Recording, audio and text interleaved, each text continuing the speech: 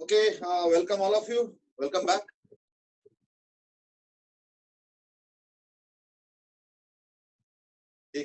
So like I hope you had a nice weekend. So like छोटा सा question से start करते हैं and that is are you seeing any change? Not in me. कुछ change नजर आ रहा है? देखता हूँ कितना ऑब्जर्वेशन पावर है.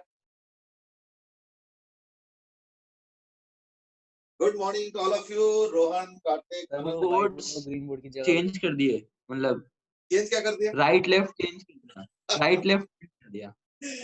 चलो ठीक है, गुड. Who is this? विरल. हाँ, तनिष.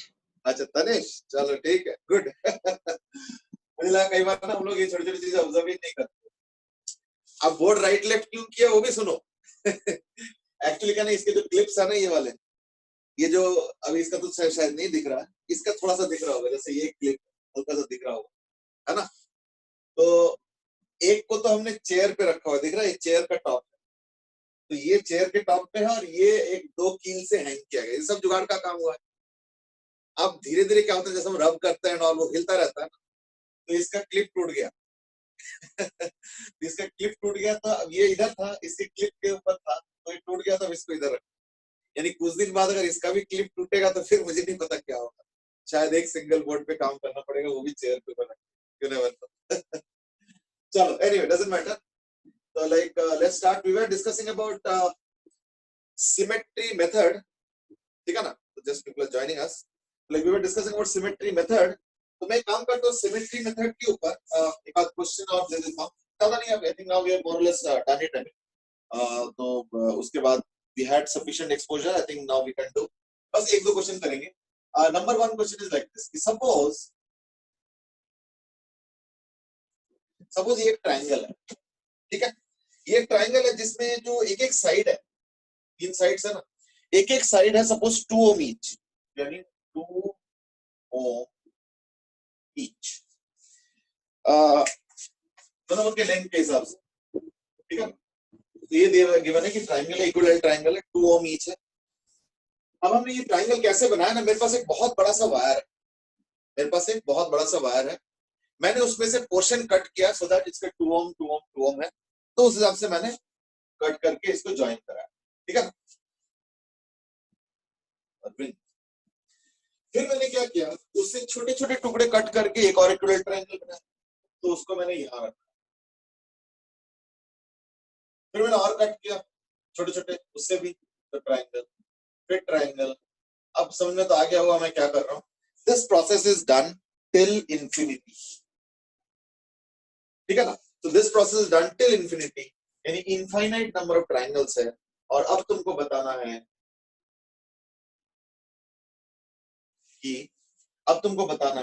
कि ये जो ट्रायंगल मैंने बनाया, इसके ए और बी के अक्रॉस इक्विवेलेंट रेजिस्टेंस क्या होगा. तो ऑब्वियसली ये नॉर्मल मेथड से तो होगा नहीं. ऑब्वियसली इसमें भी सिमेट्री का यूज करना पड़ेगा, है नहीं. तो we have to use symmetry. हमें तो use symmetry and find out the equivalent resistance. Yes. Dhruv से इसकी क्वेश्चन एक बार दोबारा बता दो. नहीं, एक्चुअली ना क्वेश्चन मैंने अभी कुछ खास बताया नहीं, बस सिंपल से ही बता रहा हूं मैं. Is that triangle with each side 2 ओम. ठीक है ना. यानी इस पूरे लेंथ का 2 ओम है. फिर एक लंबे वायर से हमने कट करके 2 ओम 2 ओम 2 ओम पोर्शंस कट करके उसी वायर से, फिर छोटे छोटे पोर्शंस कट किए, फिर उससे भी छोटे पोर्शन कट किए. तो ऐसे जोड़ते गए, है ना. तो जोड़ते गए तो like there are infinite number of triangles, one inside the other and so on. तो तुमको निकालना है what is the equivalent resistance of this setup. ठीक है ना. That's the question. In the meanwhile मैं एक और दे देता हूं तब तक, है ना. और वो है एक इनफाइनाइट ग्रिड.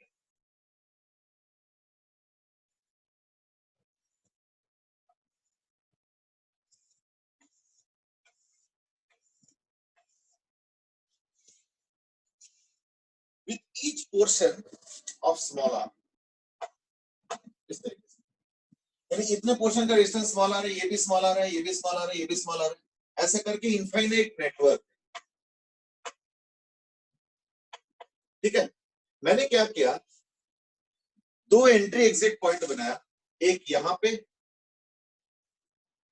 एंट्री पॉइंट और एक यहाँ पे एग्जिट पॉइंट। ये पूरा इनफाइनाइट है, ध्यान रखना, ये कोई ऐसा नहीं कि 5-6 वायर्स है, पूरा इनफाइनाइट ग्रिड है। और मैंने यहाँ पे ऐसे 2 एंट्री और एग्जिट पॉइंट बनाया। You can tell one of them as an entry point E और दूसरा exit point हो गया मान लो E dash. So to find out the equivalent resistance of this set. ये 2 टाइप के क्वेश्चन हो गए।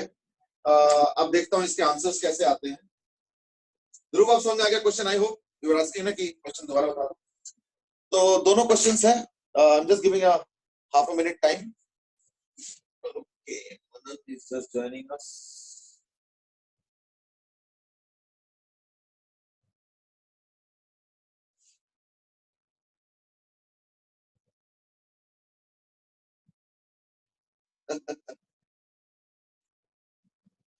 कईयों ने प्राइवेट में अलग से मैसेज किया कि ये जो आपने बोर्ड स्वैप कर दिया है ये तो हमें नजर ही नहीं आया था, ये तो आपने बोला तब हमें नजर आया।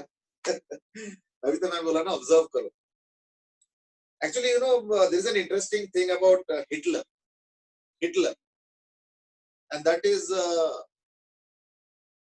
ठीक है, Hitler was obviously bad person, everything bad and all, लेकिन क्या है ना कि कई बार मैं भी तुम लोगों को बोलता हूँ, आई डोंट नो कितना इसको तुम फॉलो करते हो, इज दैट कि don't look at things in black and white, ठीक है ना, there are shades of grey also. Shades of grey in the sense कि of course he was a very repelling kind of a person क्योंकि इतने लोगों को मार दिया and all these things. How can a person be of this kind? I mean, sadist person. That's fine. लेकिन उसके एक quality था which used to people keep everybody spellbound, and that was his quality of observation. ठीक है? तो उसका testing कैसे हुआ था बताता हूँ मैं। एक बार ना एक कॉन्फ्रेंस होना था, मिलिट्री कॉन्फ्रेंस। तो एक्चुअली ना एक पर्टिकुलर रूम में कॉन्फ्रेंस होना था और बाय चांस क्या हुआ, वो चलते चलते रूम को खोला ऐसे करके, जैसे होता ना दरवाजा खोला और देखा कि अरे ये तो गलत रूम में आ गया, तो खोला और बंद कर दिया। अरे ये तो मैं गलत, जैसे होता ना, अरे ये तो मैं गलत रूम में आ गया, चलो सॉरी करके चला गया। ठीक है, अब देखो क्या हुआ, कितना 3-4 सेकेंड 5 सेकेंड, ठीक है। अच्छा, नेक्स्ट रूम में जब commanders meeting, okay Akshit is also joining us. Next room में गए तो कमांडर्स मीटिंग था, तो वो बैठे आराम से, फिर कमांडर्स एक एक करके आए। Used to be always on time, timeliness अच्छा था। I mean there were negative qualities but 2-3 qualities अच्छे भी थे।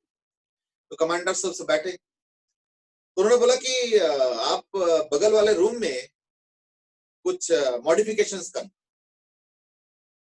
तो सब लोग हैरान हो गए कि बगल वाले रूम में तो इनको कैसे पता, ही तो गए नहीं थे कभी। तो बोला कि क्योंकि उस जगह पे मीटिंग पहली बार हो, तो उन्होंने बोला नहीं एक्चुअली मैंने देखा था, तो I wanted some modifications and he listed 46 modifications. ये रिकॉर्डेड है, 46 मॉडिफिकेशंस कि आप लोगों को उस कमरे में ये चीजें गड़बड़ है ना, और मिलिट्री में ऐसे नहीं होना चाहिए। And his observation was just for around 3 to 4 seconds. Just ऐसे खोला, अरे sorry I am in the wrong room, okay sorry करके बाहर आ, बस 3-4 second. And he listed 46 modifications which were supposed to be done by the army people. कि भाई उसमें पता चला कि कमांडर का चेयर थोड़ा अलग देखने में होना चाहिए, शायद अलग नहीं था, मतलब I don't know the 46 list है, वो तो उसमें इतिहास में तो वो है। तो he suggested 46 modifications. Such was his power of observation, and that used to keep everybody spellbound. समझ रहे हो ना? So that was a good quality. But anyway, overall he might be a very repugnant, repelling person. But we can learn a few things. ठीक है ना, चलो carry on. तो like 2 ohm का रेजिस्टेंस हो गया। अब देखो इसमें क्या है कि ओके चलो इसका कुछ एक्सप्लेनेशन भी किसी ने दिया है, चलो मैं थोड़ी देर बाद पढ़ूंगा। This has been given by Divyam. Divyam has given an explanation also कि हिटलर ऐसे क्यों थे। चलो I mean I don't want to go into that. Let's come back to the topic. तो like ये 2 ohm हो गया, तो मैं एक काम करता हूँ, मैं यहां से इसको कट कर देता हूं। अगेन बिकॉज ऑफ सिमेट्री, क्योंकि सिमेट्री है। ये देखो इस लाइन पे अगर मैं देखता हूं तो बिल्कुल सिमेट्री है इधर और उधर। So there is not only geometrical symmetry but there is also physical symmetry in terms of numbers, क्योंकि इधर का रेजिस्टेंस का नंबर और उधर का रेजिस्टेंस का नंबर सेम है, तो देयरफॉर करंट का डिस्ट्रीब्यूशन भी सेम होगा। यानी इस जंक्शन से मैं इसको हटा सकता हूं। ठीक है, ये हो गया नंबर 1। नंबर 2 इज दैट, ये हो गया नंबर 1 आइडिया कि सेपरेशन करो। सेपरेशन नहीं करो तो सारा फंसा हुआ है, तो हम रिजॉल्व नहीं कर पाएंगे। नंबर 2 इज दैट कि देखो हमने पिछले क्लास में डिस्कस किया था कि अगर मान लो एक पर्टिकुलर सेटअप को तुम कार्बन कॉपी बनाओ और अगर सारे रेजिस्टर सपोज एक रेजिस्टर सपोज अगर 3 टाइम्स है या n टाइम्स है, तो इन दैट केस शुरू के नेटवर्क का जो रेजिस्टेंस है इक्विवेलेंट, वो अगर R इक्विवेलेंट होता है, तो जो नया नेटवर्क ऑफ रेजिस्टेंस बना है जिसमें हमने सब कुछ सेम रख के सिर्फ एक रेजिस्टर को n टाइम्स किया है, तो उसके इक्विवेलेंट रेजिस्टेंस भी n टाइम्स होगा, चाहे वो सीरीज पैरेलल में हो, नेटवर्क में हो, कैसे। नाउ यू माइट सी इसको यहाँ पे कैसे अप्लाई करें। ध्यान से देखो, मैंने क्या बोला, ये 2 ओम का रेजिस्टेंस से बना हुआ है, 2 2 2, अंदर वाला 1 1 1, उसके अंदर वाला हाफ हाफ हाफ, क्योंकि ज्योमेट्रिक प्रोग्रेशन में चलेगा मिड पॉइंट थ्योरम, तो ये जो साइड है ये तो बेस का आधा होगा, तो अगर 2 2 2 हुआ तो 1 1 1 होगा, तो दैट इज फ्रॉम ज्योमेट्री। इसका मतलब एक और चीज भी है क्या, कि अगर इसका इक्विवेलेंट रेजिस्टेंस अगर x होता है, थोड़ा सोच के देखो, अगर इसका इक्विवेलेंट रेजिस्टेंस अगर x होता है इसका, तो यानी इसका इक्विवेलेंट रेजिस्टेंस क्या होगा, x/2। क्यों? क्योंकि ये भी तो एक इनफाइनाइट ट्राइंगल का नेटवर्क है, बस फर्क इतना ही है कि इसके 2 2 2 ओम से स्टार्ट होता है और फिर सब्सिक्वेंटली अंदर छोटे छोटे होते जाते हैं। इसके 1 1 1 से स्टार्ट हुआ और सब्सिक्वेंटली उसी रेशियो में 1:2 रेशियो में या हाफ के फैक्टर में जो है मतलब 2:1 कह लो या जो भी है, डिपेंड करता है किसको पहले रखा है, तो यानी हाफ हाफ होते होते जा रहा है, यानी the same replica infinite network is there, therefore इसको मैं इक्विवेलेंट रेजिस्टेंस मान सकता हूं x/2। यानी अब क्या हो गया, मैं इसको रिप्लेस कर सकता हूं by an equivalent diagram and that will be like this. देखो ध्यान से, ये हो गया x, ये हो गया x/2, ठीक है ना, और कुछ कुछ रेजिस्टेंस तो लेना पड़ेगा, ये हो गया 1 ओम, ये 1 ओम, ये 1 ओम, ये 2 ओम और ये 1। इज दैट ओके ना?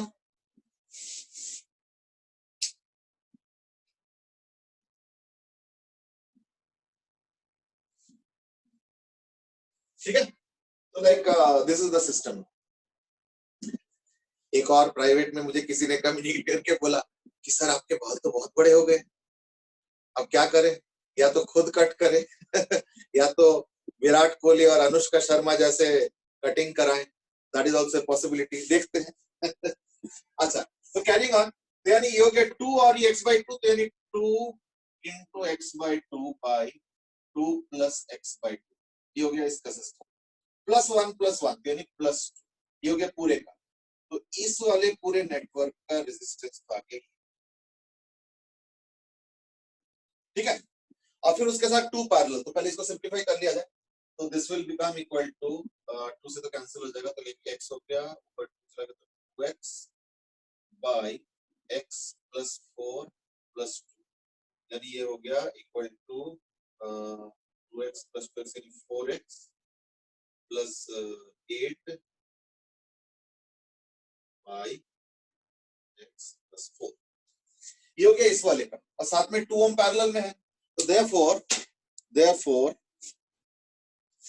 2 का पैरेलल तो इसके साथ लगा लो, यानी 4x plus 8 by x plus 4 into 2 by 4x plus 8 by x plus 4 plus 2 is equal to x। ठीक है, अब तो सिंप्लीफाई हो जाएगा, आई थिंक क्या आ जाएगा, इंटू 2 तो यानी x प्लस 4 तो कैंसिल हो जाएगा, इंटू 2 मतलब हो गया 8x प्लस 16, यानी 8x plus 16 by 2x plus 4 is 6x plus 16 by 6x, तो चेक कर लेना calculation, is equal to x, ये कुछ ऐसा आ रहा है, यानी मैं अगर इसको सिंप्लीफाई करूंगा तो यानी ये आ जाएगा 2 से तो डिवाइड हो गया, लाइक 3x plus 8 हो गया, और ये हो जाएगा 4x plus 8, ये हो जाएगा 4x plus 8 is equal to 3x square plus 8x, यानी 3x square plus 4x minus 8 is equal to 0, ठीक है, अब देखो x का वैल्यू आ जाएगा -b, -4, तो माइनस लेने का चांस है नहीं, plus minus b square 16 plus 4 12 is a 96 16 plus 96 by 2a. ये मुझे कैलकुलेशन चेक कर लेना, बाकी this is the method of solution, ठीक है ना। तो यानी ये जो इक्विवेलेंट रेजिस्टेंस आएगा इसका ये भी सिमेट्री मेथड वगैरह से ही सॉल्व करके आ रहा है, and that turns out to be -4 plus under root of जो भी आ रहा है। अब अपने आप सिंपलीफाई कर लेना, एक बार कैलकुलेशन भी चेक कर लेना।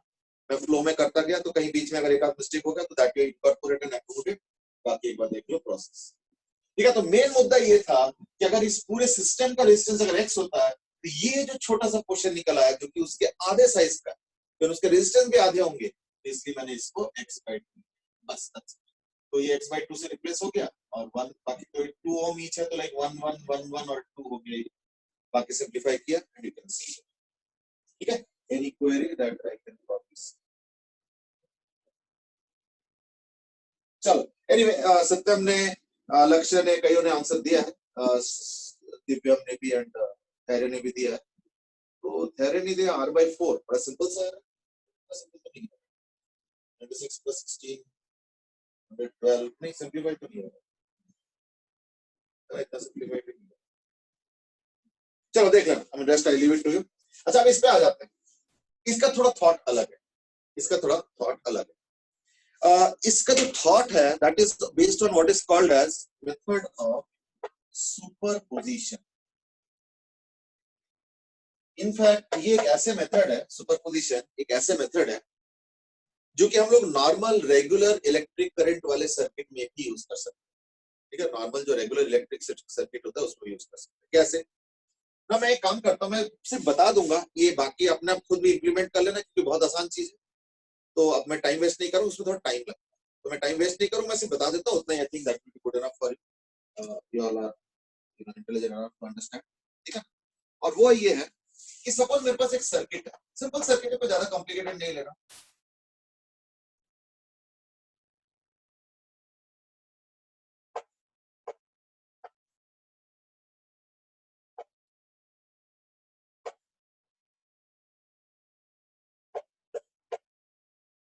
सपोज ये 20 वोल्ट है, ये 10 वोल्ट है और ये 30 वोल्ट। सपोज ये 1 ओम है, ये 2 ओम है, 1 ओम है, 1। मैं जानबूझ के ज्यादातर 1 ही ले रहा हूं सो दैट कैलकुलेशन थोड़ा आसान हो। अब ध्यान से सुनो, अब मान लो मुझे करंट्स निकालने हैं सारे विंग्स, तो उसके लिए एक तरीका पता क्या अवेलेबल है, इज दैट एक सेल को छोड़ के बाकी सबको शॉर्ट सर्किट कर। शॉर्ट सर्किट करने का मतलब होता है उस सेल को गायब करके तार से जोड़, सिंपल सी बात। यानी थोड़ी देर के लिए काम करो, इसको भी हटा दो तो इसको तार से जोड़, और इसको भी हटा दो इसको भी तार से जोड़, और पूरे करंट डिस्ट्रीब्यूशन निकालो। जैसे आप तो ये दोनों 3 ओम और 1 ओम पैरेलल में आएगा तो you can find out the current distribution. आगे अब एक काम करो, इसको गायब कर दो और इसको, मतलब 20 वोल्ट, ठीक है, ये गायब कर दिया, इसको रख दिया, ये तो 10 वोल्ट है, इसको भी गायब कर दिया, तो उससे भी करंट निकालो। तो हर वायर में कुछ ना कुछ करंट आएगा, कोई 3 कोई 4, डायरेक्शन भी इंपॉर्टेंट है। पता चला एक के वजह से इधर आ रहा है करंट 5 एम्पियर और दूसरे की वजह से इधर आ रहा है 2 एम्पियर, तो डायरेक्शन इंपॉर्टेंट है, ध्यान रखो, वो डायरेक्शन का भी ध्यान रखो। फिर एक काम करो, इसको भी हटा दो, तार से जोड़ो, और ये जो सेल रखा था मैंने 30 वोल्ट, ये अकेला रखो। तो एक एक सेल ऐसे अकेला रख के करंट का पूरा डिस्ट्रीब्यूशन निकालो, हर वायर में डायरेक्शन के साथ डिस्ट्रीब्यूशन निकालो। फिर पता क्या है कि जब तुम तीनों रखोगे, मान लो अब तुमने तीनों रख दिया, ये भी रख दिया, ये भी रख दिया और ये भी रख दिया, तो अब पता क्या होगा, एक एक वायर में एक एक सेल के वजह से जो कंट्रीब्यूशन आया था विद डायरेक्शन, उनको ऐड कर लो विद डायरेक्शन, तो नेट करंट मिल जाएगा। That is the idea what is called as superposition, ठीक है। कोई ज्यादा हाई फाई कंसेप्ट नहीं। सुपरपोजिशन मतलब एक एक के वजह से इफेक्ट निकालो और फिर उनको अलजेब्रिकली जोड़ दो, तो you will be able to get. वैसे मैं एडमिट ऑल तो कर रहा हूं, लेकिन एक दो जन ना एडमिट हो नहीं पा रहे। अच्छा अब जाके ठीक, हाँ। तो नल मेट से कि ठीक है, ये तो एक सिंपल सा सर्किट है, इसमें तो हम ये सब करेंगे नहीं, ये तो डायरेक्टली किरचॉफ लॉ से कर देंगे। देखो किरचॉफ लॉ तो करेंगे, I am just talking about alternative. ये देखो ये भी एक मेथड, ठीक है ना, that is what is called as superposition. क्योंकि ये जो किरचॉफ लॉ वाला मेथड है और करंट डिस्ट्रीब्यूशन और वो सब, वो चीज ना यहाँ पे थोड़ा सा मुश्किल है। यहाँ पे इतने सारे रेजिस्टेंस, यहाँ पे हिसाब रखोगे इनफाइनाइट रेजिस्टेंस। देयरफॉर यहाँ पे सिमेट्री प्लस सुपरपोजिशन हम लगाएंगे। तो सुपरपोजिशन इस केस में कैसे लगाएंगे वो जरा समझो। मैं एक काम करता हूं, मैं यहां से एक आई करंट को पुश करता हूं। क्या किया मैंने यहां से एक आई करंट पुश किया, अभी इस वायर को रखा ही नहीं। माइंड यू, ये ग्रिड इंफिनिटी तक है और इंफिनिटी पे 0 वोल्ट होता है, ये भी ध्यान रखना है ना। इंफिनिटी में हम 0 वोल्ट कंसीडर कर रहे हैं। तो मैंने अभी क्या किया, एक वायर को हटा दिया फिलहाल, इसी वायर को जस्ट रखा है और इसमें आई करंट पुश कर दिया किसी तरीके से। अभी मत पूछना कि ये तो कटा हुआ, वो सब छोड़। इमेजिन करो कि यहाँ पे आई करंट जा रहा है, बस दैट्स इट। कैसे जा रहा है, कैसे उसको करेंगे और वो हम थोड़ी देर बाद डिस्कस करेंगे। अभी फिलहाल मान लो जा रहा है। अगर जा रहा होगा, अब हम सिमेट्री लगाएंगे। कैसे? तो देखो, यहाँ से इसका आई बाई 4, यहाँ पे आई बाई 4, यहाँ पे आई बाई 4, यहाँ पे आई बाई 4, सिंपल। चलो अब एक काम करो, इसको हटा, पहले वाले को हटा दो और अब दूसरे वाले को यहां पे रखो, ठीक है। और इससे इसको आई करंट भेजो मत, इससे आई करंट निकालो, इससे जो है आई करंट निकालो, ठीक है। तो आई करंट अगर निकालोगे तो क्या होगा, तो यहां से आई बाई 4 आएगा, यहां से आई बाई 4 आएगा, यहां से आई बाई 4 आएगा और यहां से भी आई बाई 4 आएगा। ये हो गया अलग अलग से इफेक्ट को स्टडी करने का नतीजा। तो यहां से अगर आई भेजते हो अकेले अकेले तो I by 4, I by 4, I by 4, I by 4। और अगर यहां से अकेले आई करंट बुलाते हो, ये आई करंट बुलाते हो, तो यहां से आई बाई 4 आएगा, यहां से आई बाई 4 आएगा, यहां से आई बाई 4 आएगा, यहां से आई बाई 4। अब दोनों के इंडिपेंडेंट अलग अलग से इफेक्ट हमें स्टडी करेंगे। अब एक काम करो, दोनों को जोड़ो। कैसे? ये जोड़ो और यहां पे एक सेल लगा, एक सेल लगा दिया और मान लो उसका जो पोटेंशियल डिफरेंस है वो मान लो है V, ठीक है। वो मैंने ई लिखा था एंट्री और एग्जिट के लिए, तो ई कोई रिलेवेंट नहीं, तो मैंने ऐसे लिखा था V वोल्ट का सेल। अब एक काम करो, यहां पे लगाओ किरचॉफ्स लॉ इस रूट पे, ये इस रूट पे किरचॉफ्स लॉ लगाओ, ऐसे ऐसे ऐसे ऐसे। माइंड यू, इस वाले वायर पे अब करंट कितना है, I by 4 plus I by 4 यानी इक्वल टू I बाई 2। ध्यान रखना, इस पे करंट I बाई 2 जा रहा है, वो बीच वाले वायर पे, क्योंकि सुपरपोजिशन हो रहा है। तो एक के वजह से I बाई 4, दूसरे वजह से I बाई 4, तो मिला के I बाई 2। यानी अब अगर मैं किरचॉफ्स लॉ लगाता हूं तो मैं नीचे लिख रहा हूं, यहां से जा रहा हूं तो V माइनस I बाई 2, ये I बाई 2 यहां से ला रहा हूं, ये वाला जो करंट ये I बाई 2 हुआ। क्यों? क्योंकि इसके वजह से भी I बाई 4, उसके वजह से भी I बाई 4, दोनों सेम डायरेक्शन में, तो ऐड होकर I बाई 2 इनटू R हो गया। फिर यहाँ पे वापस इक्वल टू 0, यानी V by I is equal to R by. तो यानी क्या हो गया कि इस सर्किट में अब जो करंट बन रहा है उस हिसाब से अगर हम इक्विवेलेंट रेजिस्टेंस निकालेंगे तो क्या आ गया, R बाई। That's it.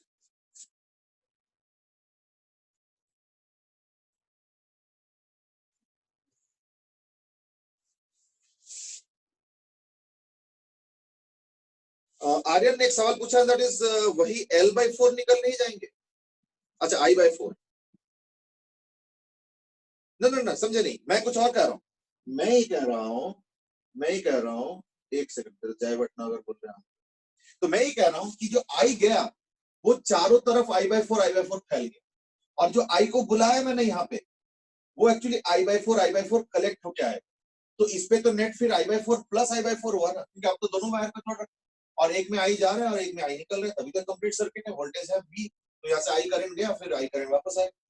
अब वो I फैल फूल के इधर उधर कैसे जाएगा, दैट्स अ डिफरेंट मैटर, वो तो कैलकुलेट कर नहीं सकते हम लोग, वो तो कुछ ज्यादा ही मुश्किल हो जाएगा। बट एटलीस्ट ये तो कह सकते हैं ना कि I बाई 4 जो है, सॉरी, I जो अगर आना है तो I बाई 4 जुड़ के आया होगा, और इस वायर पे क्योंकि वो कॉमन है तो I by 4 plus I by 4 तरीके से आंसर आएंगे। And then rest is up to your calculations. मैं एक काम करता हूँ, थोड़ा सा फर्दर प्रैक्टिस के लिए मैं एक और दे देता हूँ। I think that will be good enough, that would end the discussion on symmetry method in resistors.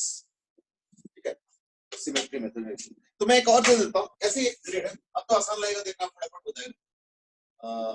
Grade एक तो बनाना आसान नहीं है, एंड्रॉइड में कई बार चलो फिर भी I will try best figure थोड़ा सा ठीक ठाक बनता है। ये भी एक इनफाइनाइट ग्रेड है और लो भाई,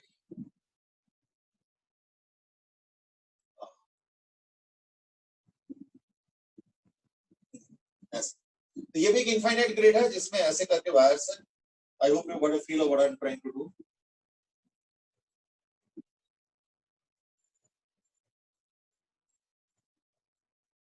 बस आई थिंक दैट्स इट। ये भी एक इनफाइनाइट ग्रेड है और क्वेश्चन इज कि अगर मैं इन दोनों पॉइंट से वायर निकालूंगा, एक ऐसे और एक ऐसे,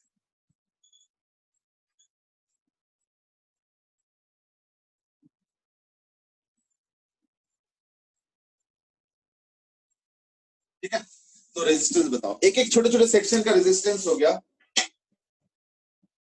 ठीक है, अब तो आई थिंक सबको समझ में आ गया। तो अभी देखो फटाफट आंसर आ रहा है, सक्षम ने भी दे दिया, धैर्य ने भी दे दिया एंड ऑल।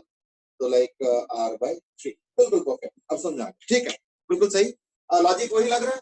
इज दैट यहाँ पे जैसे आई करंट जाएंगे तो I/6 I/6 I/6 I/6 I/6 I/6, और अगर यहाँ से करंट आई आता है तो यहाँ से भी I/6 I/6 I/6 I/6 I/6, और यहाँ जाएंगे I/6 करके बाहर। तो इस वाले में तो कॉमन आ गया ना, इस वाले पे कॉमन आ गया, तो इस वाले पे कितना हो गया I/6 प्लस I/6 यानी I/3, है ना।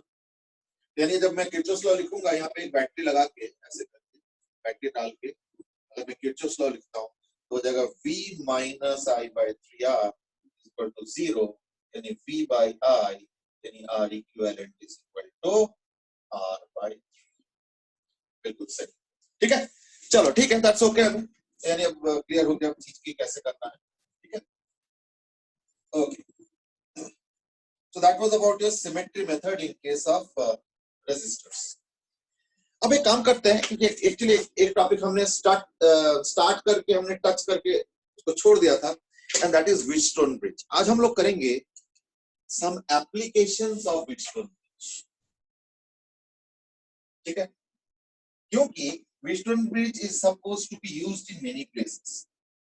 इनफैक्ट इस साल तो मुझे नहीं पता प्रैक्टिकल का क्या होने वाला है, ठीक है ना, बट अदरवाइज अगर देखा जाए तो हमारे जो इलेक्ट्रिक का प्रैक्टिकल है उसमें ज्यादातर व्हीटस्टोन ब्रिज वाले कंसेप्ट से ही प्रैक्टिकल्स है। So therefore it is important from a practical point of view also, and remember in mains and advanced in both they ask few questions on practical physics. जैसे mains में एक या दो question आ जाता है और एडवांस्ड में भी ऐसे एक दो क्वेश्चन आता है एक एक पेपर में, लाइक दो पेपर होता है एडवांस में, तो लाइक मे बी 2 से लेके 3 क्वेश्चंस आ जाते हैं overall, which is only yeah even 4 questions also overall, which is on practical zone. I mean not from current electricity only, maybe it will come from resonance tube, it might come from maybe vernier caliper, वो सब चीजें, but इस topic पे या इस chapter में अगर देखा जाए तो प्रैक्टिकल के ऊपर जो क्वेश्चन है वो इसी टॉपिक से आता है, and that is Wheatstone bridge. तो ये काम करते हैं, व्हीटस्टोन ब्रिज का देखते हैं क्या क्या यूटिलिटी है। Utility number 1 is to find or compare unknown resistances। ठीक है, to find or compare unknown resistances। अब देखते हैं दोनों में क्या क्या चीज है।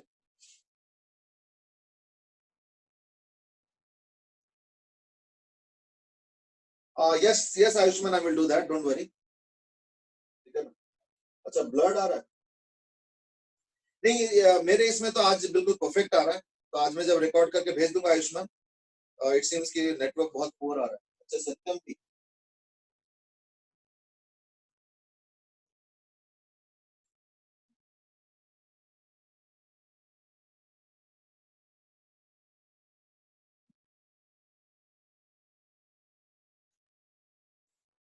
सत्यम, your question is not at all clear, तो थोड़ा सा एक बार दोबारा वर्डिंग्स थोड़ा सिंपल करके बताओ, मुझे समझ में नहीं आया। Yes Dhruv, I understand. Actually ना ज्यादातर लोगों के ठीक आ रहा है, बट कई बार कईयों के घर में नेटवर्क का कुछ इश्यूज आते हैं, मुझे भी पता है। जैसे कई बार तो मेरे लैपटॉप में, लेकिन आज मैं देख रहा हूँ कि बिल्कुल नेटवर्क सही आ रहा है, देखो रिकॉर्डिंग भी प्रॉपर ही हो रहा है, ठीक है ना। और Ayushman, you can probably look at the recording also, बाकी अटेंड कर लो so that at least you are familiar कि क्या हो रहा है, ठीक है ना। हाँ, तो जो मैं कह रहा था, first utility of Wheatstone bridge is to find and compare unknown resistance. अब कैसे है, बड़ा सिंपल सा है। हम लोग क्या करते हैं कि रेजिस्टेंस वायर लेते हैं, mind you it's a resistance wire, और जनरली 100 सेंटीमीटर लेते हैं या उसके मल्टीपल। 100 सेंटीमीटर या उसका मल्टीपल लेने का फायदा क्या होता है कि फिर कैलकुलेशन में थोड़ा simplicity. But then you might say 100 centimetre multiple क्यों, 200 300 400, 100 पे काम चलो फिर।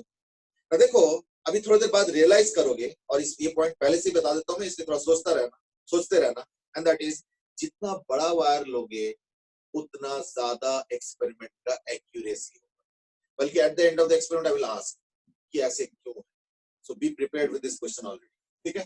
You can answer even now also, थोड़ा सा लॉजिक जो है ना अभी बन गया होगा दिमाग में, तो अभी आंसर कर दो, नहीं तो maybe wait till the end of the experiment. Experiment क्या है, 100 सेंटीमीटर का वायर या जनरली 100 का मल्टीपल। मैं क्वेश्चन में कुछ भी दे सकता हूँ, इसलिए क्वेश्चन में कुछ भी आ सकता है, इसलिए कैपिटल एल लेना। चलो ये हो गया कैपिटल एल। इसके साथ एक सेल जोड़ लो, ठीक है, और एक नॉन रेजिस्टेंस रख लो आर के, एक अननोन रेजिस्टेंस, और एक छोटा मोटा ऐसे रेजिस्टेंस है, गैल्वेनोमीटर लगा, और इसको हम लोग जॉकी कहते हैं। Jockey means that you used to touch and find out कि कहां पे बैलेंसिंग हो। तो जरा सोचो, ये अननोन और नोन का कुछ ना कुछ रेजिस्टेंस का रेशियो होगा, नोन और अननोन का। और ये जो वायर है, ये रेजिस्टेंस वायर है। अगर मैं यहाँ पे कहीं टैप करता हूं, so that means the resistance is dividing into two parts, and those two parts will be in the ratio of the length. These are uniform wire. अगर ये वायर यूनिफॉर्म है, तो in that case the ratio will be as per their length. Simple है।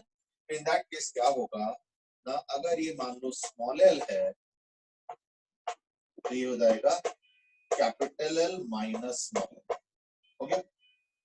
which means now I can write, क्योंकि ये balanced है, तो उसके लिए पता क्या करना पड़ता है, ढूंढना पड़ता है। जैसे ऐसे टैप किया फिर उठाया, क्योंकि हो सकता है कि नीडल डिफ्लेक्शन दिखा रहा है, ये वाला गैल्वेनोमीटर में डिफ्लेक्शन दिखा रहा है, यानी अभी फिर कहीं और ट्राई करो तो पता चला डिफ्लेक्शन कम हो रहा है, यानी उसी तरफ ट्राई करो, और ट्राई करो और ट्राई करो, तो कहीं ना कहीं बैलेंस हो।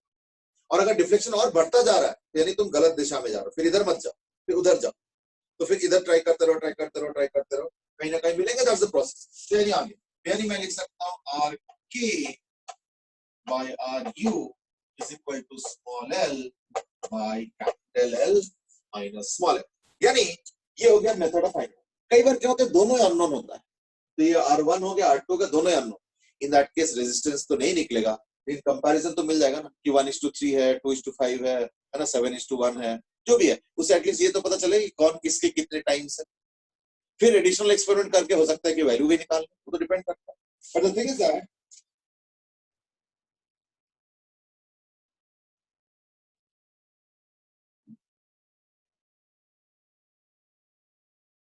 अच्छा, what Satyam is saying is that क्या हम एक सिटी के ग्रिड को, सिटी में तो बहुत सारे कनेक्शंस होते हैं, क्या हम सिटी के ग्रिड, सिटी के उसको हम एक ग्रिड मान सकते हैं? Answer is absolutely no. उसके पीछे रीजन सब फॉरगेट अबाउट सिटी। मान लो अगर मेरा, सपोज मेरा नहीं है, बट मान लो किसी के पास बहुत बड़ा घर है, मान लो, या कोई होटल मान लो, क्या उस होटल को ग्रिड मान सकते हैं? Even that also. उसके पीछे रीजन इज दैट कि हमें घर में और इवन शहरों में भी सारे अरेंजमेंट्स को पैरेलल रखना पड़ता है। तो ग्रिड में तो सीरीज भी होता है, पैरेलल भी होता है, एंड सो ऑन। ऐसे हमें सबको पैरेलल रखना होगा, ठीक है ना। उसके पीछे रीजन है, बड़ा सिंपल रीजन। अगर मान लो पैरेलल नहीं रखोगे तो फिर पता क्या होगा, जैसे मान लो अगर सीरीज में 5-6 जनों को रख दोगे, तो अगर एक के घर में अगर शॉर्ट सर्किट हो जाए, कुछ गड़बड़ हो जाए, तो उसका सर्किट डाउन हुआ, और वो तो सारे सीरीज में है, तो सारा डाउन होगा, है या नहीं। इसलिए हर एक को पैरेलल में रखेंगे, सो दैट अगर किसी का उड़ भी जाए तो कोई बात नहीं, बाकियों का चलता रहेगा, उसका अकेला डिफेक्ट आएगा तो वो अपना मैकेनिक आएगा या जो भी आएगा म्युनिसिपैलिटी से, वो ठीक करेगा।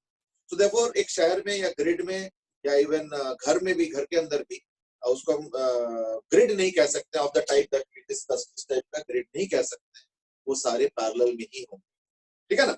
चलो प्रोनाउंसिएशन की एक बार फिर से एक्सप्लेन कर दो। Are you talking about this या this? I could not get Pranay. Pranay कौन सा वाला? मैं काम कर इसको तो मैं मिटा इसको तो रहने देता हूँ, इसको मिटा देता हूँ धीरे-धीरे so that Pranay सेकंड वाला नहीं, सेकंड वाला से कुछ नहीं. What I was saying was that कि अगर मान लो दोनों ही अननोन हो, मतलब पहला तो ये होगा कि अगर एक नोन है तो इस मैथमेटिक्स को यूज करके, क्योंकि बैलेंस है R1 by R2 R3 by R4, तो R3 R4 के वैल्यू मुझे भले ही ना पता हो इसका, लेकिन इतना तो मुझे मालूम है ना कि इसका रेजिस्टेंस का और इसका रेजिस्टेंस का जो रेशियो बनेगा वो एज पर लेंथ बनेगा, तो लेंथ के रेशियो लिख दिया, है ना, सिंपल. और अगर दोनों ही अननोन है, in that case we will not be able to find out the values, but at least we can find out the comparison. 2:3 तो पता चल गया ना कौन बड़ा कौन छोटा, किस रेशियो में बड़ा छोटा है, एंड सो ऑन. बाकी वैल्यूज तो नहीं निकलेगा. अगर दोनों अननोन है तो कैसे वैल्यूज निकलेगा? एक तो नोन हो कम से कम, जिसके अराउंड जक्सटापोज करके हम दूसरा निकालें, है या नहीं? अच्छा, मैं इस पे एक क्वेश्चन दे रहा हूं. जैसे सपोज मैं कहता हूं, अच्छा हाँ, अब आंसर करो कि बड़े वायर में ज्यादा एक्यूरेट क्यों होता है? मनन इज आस्किंग कि इसको व्हीटस्टोन ब्रिज क्यों बोला जा रहा है? एक्चुअली ये व्हीटस्टोन नहीं है, ये बैलेंस व्हीटस्टोन ब्रिज. चलो ठीक है, मैं बैलेंस भी लिख देता हूं. और अगर और कोई भी पूछोगे तो मैं ये बता देता हूं दैट ये सेट ऑफ रेजिस्टर्स और ये रेजिस्टर के बीच में कनेक्शन का काम कर रहा है ये वाला. तो कोई चीज जोड़ता है तो हम लोग नॉर्मली क्या बोलते हैं? ब्रिज. कि भाई ये नदी है, उधर एक शहर है, इधर एक शहर है, या शहर का दो पार्ट्स इधर उधर है, तो ये ब्रिज जो है दोनों को कनेक्ट करता है. That is the role of the bridge. तो कई बार इसको ब्रिज रेजिस्टर बोलते हैं, बीच में जो रेजिस्टेंस, ब्रिज रेजिस्टर. फिर फर्दर होता है क्या ये रेशियो होगा तो सबको हमने कर रखा है, तो क्या that's how Wheatstone is scientist.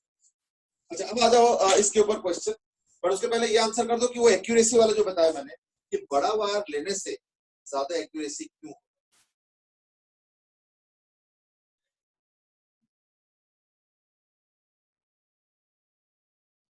Yes. What I said was that instead of taking 100 centimeter wire, if I take a 200 centimeter wire, 300 centimeter wire, it's actually more accurate. What is the reason? Okay, maybe ratio is more accurate. एक answer आया हुआ है, ज्यादा resistance होगा उसमें. प्रणय, ज्यादा resistance होगा तो उससे एक्यूरेसी क्यों बढ़ेगा?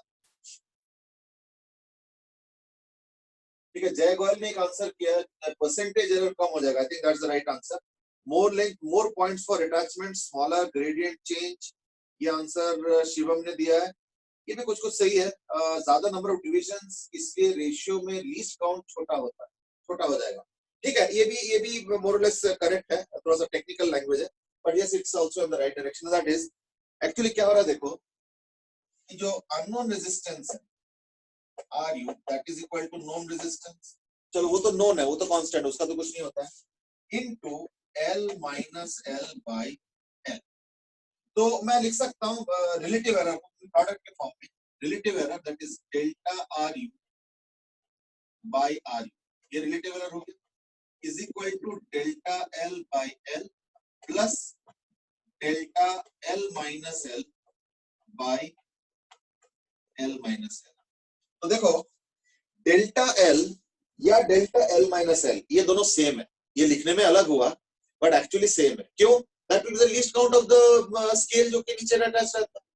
ये जो पूरा वायर रहता है ना, इस नीचे स्केल भी होता है, तो उसका जनरली लीस्ट काउंट 1 मिलीमीटर होता है. तो जनरली डेल्टा L और ये जो डेल्टा L माइनस L है, तो दोनों ही लेंथ है, ये दोनों ही 1 मिलीमीटर ईच होता है. तो नीचे स्मॉल एल और कैपिटल एल जितना ज्यादा होगा, है या नहीं, उतना देखो रिलेटिव एरर कम है नहीं. तो देयरफॉर देखो, अगर बैलेंसिंग चाहिए तो मैं एक 10 सेंटीमीटर वायर पे भी कर सकता हूँ, कहीं ना कहीं तो टप टप करते करते तो बैलेंसिंग मिल जाएगा. मैं 100 सेंटीमीटर वायर पे भी कर सकता हूँ, 200 300 400. लेकिन जो रिलेटिव एरर है तो वो ये हो गया. यानी कल को अगर कोई न्यूमेरिकल क्वेश्चन भी आ जाए कि दो सर्किट दे दिया, इसमें इतना वायर है, उसमें उतना वायर है, उसमें ये मेजरमेंट्स है, आप बताओ जो है दोनों का परसेंटेज या रिलेटिव एरर को कंपेयर करो. तो कंपेयर करने का बेसिस क्या होगा, ये उसका mathematics. You might say what about RK. देखो आरके कांस्टेंट है जो कि वैल्यू दे रखा है, तो अगर किसी का वैल्यू गिवन है तो उस पर हम एरर नहीं, ठीक है ना. तो ये हो गया, आरके का रोल खत्म हो गया. तो therefore delta R U by R U यानी relative error is equal to L का रिलेटिव एरर और एल माइनस एल का रिलेटिव एरर. तो जितने इनके डायमेंशन ज्यादा होगा उतना रिलेटिव एरर कम होगा, क्योंकि लीस्ट काउंट यानी डेल्टा एल और डेल्टा एल माइनस एल तो एक ही होगा, वो इंस्ट्रूमेंट के या स्केल के स्मॉलेस्ट डिवीजन, ठीक है ना, दैट्स हाउ। वेदांता से सीरीज में 2 रेजिस्टेंस आ जाएंगे, नहीं वो तो ठीक है। सर वो अक्षित को भेजना था, उसने क्वेश्चन पूछा था। अच्छा, अक्षित ने कुछ पूछा था, तुमको पूछा था, मेरे से पूछा था? अच्छा तो एवरीवन पे लिखा हुआ। अच्छा, सबको पूछा था। सर हम रेजिस्टेंस फाइंड कर रहे हैं, वो अगर जिन पॉइंट्स के बीच में निकालना है वो एडजेसेंट ना होके अल्टरनेट हो तो हम निकाल सकते हैं ग्रिड वाले क्वेश्चन में। देखो ग्रिड वाले क्वेश्चन में ना बहुत सारे पॉसिबिलिटीज नहीं है, ध्यान रखना ठीक है, क्यों? क्योंकि करंट का डिस्ट्रीब्यूशन ना बहुत कॉम्प्लिकेटेड हो जाता है उसके बाद, वंस यू गो बियॉन्ड 1 और 2 और लेवल्स एंड ऑल, तो it becomes very difficult to find, है ना। तो अगर बहुत सिंपलीफाइड फिगर है तो maybe we can just write figure, but otherwise मुश्किल, ठीक है ना। That's all. So let's come back. तो यानी ये हो गया तुम्हारा जो एक्यूरेसी। मैं इसके ऊपर में भी एक छोटा सा क्वेश्चन दे देता हूं, नॉट वेरी डिफिकल्ट वन, इसमें कुछ डिफिकल्ट क्वेश्चन कुछ खास बनता ही नहीं। तो लाइक मे बी दिस, इसमें एक एंड करेक्शन होता है। एंड करेक्शन इसलिए होता है क्योंकि कई बार ना वायर जब रहता है ना तो लंबे वायर तो डाल नहीं सकते, यूं फिर यूं फिर यूं फिर यूं ऐसे करके डालते, जैसे मैंने फिगर में बताया, तो एकदम अगल बगल नहीं डाल सकते, तो इसलिए थोड़ा सा साइड कट करना पड़ता है। प्लस क्या होता है, वो जो नट होता है ना, अब लेंथ जब लेते हैं तो उसको टाइट करने के लिए नट यूज करते हैं या कोई स्क्रू टाइप का। अब उस स्क्रू के कौन से पॉइंट पे वायर टच कर रहा है ये तो हर स्क्रू में थोड़ा थोड़ा अलग अलग होगा, इसलिए क्या होता है यहाँ पे एक एरर में, सोर्स ऑफ एरर में देखने एक एंड करेक्शन आता है, but that you can not really help, I mean because and correction थोड़ा तो आएगा। तो चलो कोई बात नहीं, मैं ऐसे एक क्वेश्चन बना देता हूँ। लेट अस से दिस इज द सेटअप, ठीक है, दिस इज द सेटअप। यहाँ पे एक सेल लगा रखा है मैंने, और जो है इसके साथ एक अननोन रेजिस्टेंस लगा दिया, सपोज एक नोन रेजिस्टेंस लगा दिया, दैट इज सपोज 40 ओम, और एक अननोन रेजिस्टेंस लगा दिया RU। और मैंने क्या किया, जैसे होता है गैल्वेनोमीटर, और फिर इसको मैंने यहाँ रखा। ये एक एक वायर सपोज 100 सेंटीमीटर का है, ये एक एक वायर सपोज 5 सेंटीमीटर का है, ठीक है, 5 सेंटीमीटर, और मान लो ये लेंथ दिया हुआ है 30 सेंटीमीटर।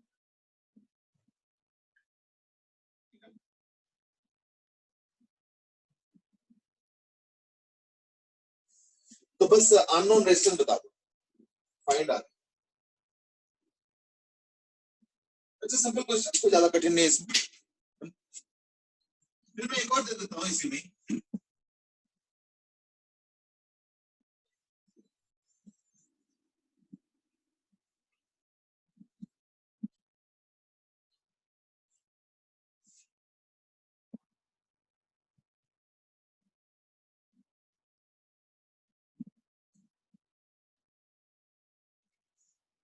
और वो है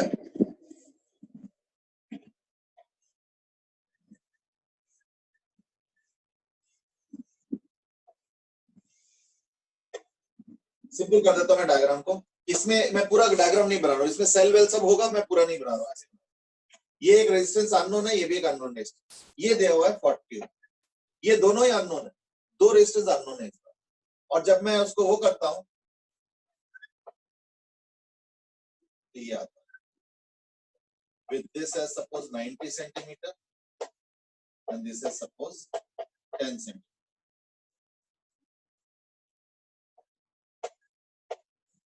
और जब मैं इसको स्वैप कर देता हूँ, मतलब इन द सेंस कि जब पैरेलल कर देते ये स्वैप हो जाता है, मतलब अगर ऐसे कर देता हूँ वही सेम रेजिस्टेंस 40 ओम, तो ये स्वैप हो जाता है इन द सेंस ये ऐसे करके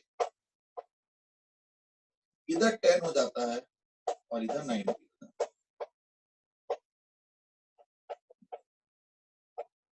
So you have to find out the 2 unknown resistors. Find 2 unknown resistors, ठीक है।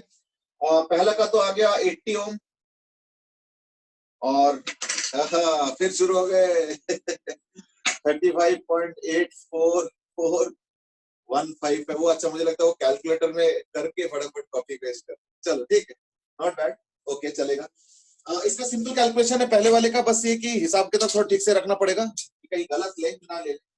आर अननोन तो नोन तो 40 ओम, अननोन पता नहीं, लेंथ इधर वाला लेना पड़ेगा, इधर वाला कितना होगा 100 100 100 300 और इधर से 70, तो 375 370 555, तो ये हो गया 385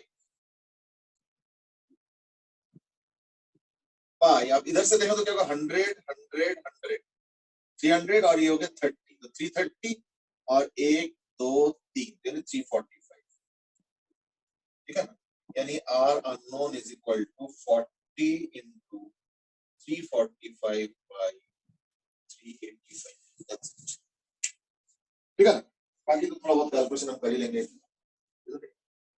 नहीं 80 ओम नहीं है बेटा, 80 ओम तो नहीं है।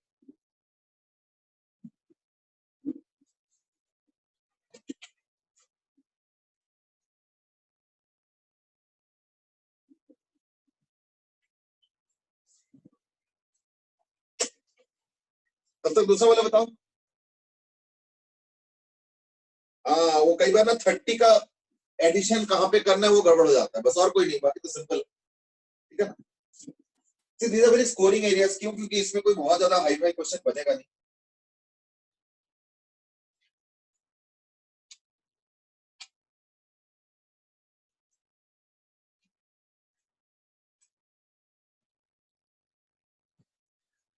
मुझे एक और क्वेरी भी यहाँ पे इसमें, और वो थोड़ा सा सोच समझ के आंसर देना। देखो एंड करेक्शन, सत्यम दास की एंड करेक्शन क्या है? धैर्य ने आंसर दिया 8 पॉइंट समथिंग, ये तो कुछ 30 से तो ऊपर ही आएगा, 8 पॉइंट नहीं आएगा। आई डोंट नो वेदर इसका आंसर दे रहे इसका आंसर दे रहे, ठीक है ना। अच्छा एंड करेक्शन देखो क्या है, एंड करेक्शन दो वजह से होता है, एक तो जो लेंथ है उसको बेंड करके फिर दूसरा लेंथ लेना पड़ता है, तो एक तो वहां पे हो। दूसरी बात है कि देखो ये जो तार है ना, इनको जब जोड़ते हैं तो उस पर नट या कुछ ऐसे ऊपर से टाइट करने के लिए उसका, अब बताओ एक गोल सा नट है और एक वायर जा रहा है, तो वो नट जब हम टाइट करते हैं तो कौन से पॉइंट पे उसका रियल कांटेक्ट हो रहा है, तो कई बार वो डिफाइन नहीं होता है, क्योंकि देखो वायर है और नट है, तो हो सकता है कि अगर नट का डायमीटर अगर मान लो 3 मिलीमीटर है, लेट्स से ऐसे ही बता रहा हूँ, या 4 मिलीमीटर है, तो हो सकता है कि अंदर 1 मिलीमीटर जाके कांटेक्ट हुआ, और हो सकता है कि एकदम बाहर बाहर ही कांटेक्ट हो गया, क्योंकि ultimately this is the nut and this is the wire, this is the wire, और वो इस नट के साथ, ये नट का टॉप है और ये वायर है। अब पता नहीं ना यहाँ पे कांटेक्ट है यहाँ पे कांटेक्ट है, तो वो तो डिपेंड करता है कि नट को कितना tight and all those things, या टाइट कर भी दोगे तो 2 4 6 महीने बाद वो लूज हो जाते हैं, तो अंदर से पता चला कांटेक्ट पॉइंट यहाँ पे था पहले, बाद में पता चला कांटेक्ट पॉइंट यहाँ शिफ्ट हो गया, तो 1-2 मिलीमीटर का एरर आ गया, तो इस तरीके से क्या होता है थोड़ा सा एरर आता है, तो that is what is called as end correction, ठीक है ना, डिपेंडिंग ऑन द पोजीशन। अच्छा इधर 180 करके कुछ आंसर आ रहा है, थर्ड का आंसर आ रहा है, आई डोंट नो कौन सा क्वेश्चन है, हो सकता है इसका बता रहे हो, तो इसका तो कैलकुलेशन करना पड़ेगा भी, इसमें देखना पड़ेगा क्या है, मेरे पास अभी हुआ है नहीं, therefore I'm not calculating, but yes जो भी आंसर आएगा आई थिंक 30 से तो ऊपर ही आएगा, so you do it। अच्छा इसमें क्या होगा ना, इसमें बड़ा सिंपल है, x plus y by 40, तो इसका तो हो गया x plus y by 40 is equal to 90 by 10, यानी 9, यानी x plus y आ गया 360, तो एक इक्वेशन तो आ गया x plus y is equal to 360, एक इक्वेशन तो ये, ठीक है ना, वो 9 और इसका क्या होगा xy by x plus y, यानी xy by x plus y upon 40, है ना, xy by x plus y upon 40 is equal to 10 by 9, ये 40 है, 10 में तो 1 में होगा तो 4 by 9, यानी 9 into x plus y is equal to 4 into x plus y, यानी 9xy is equal to 4 into x plus y, और x plus y आ चुका 360, ठीक है ना, तो यानी ये हो जाएगा इक्वल टू 1440, ये हो गया 9xy था ना, तो देयरफॉर xy हो जाएगा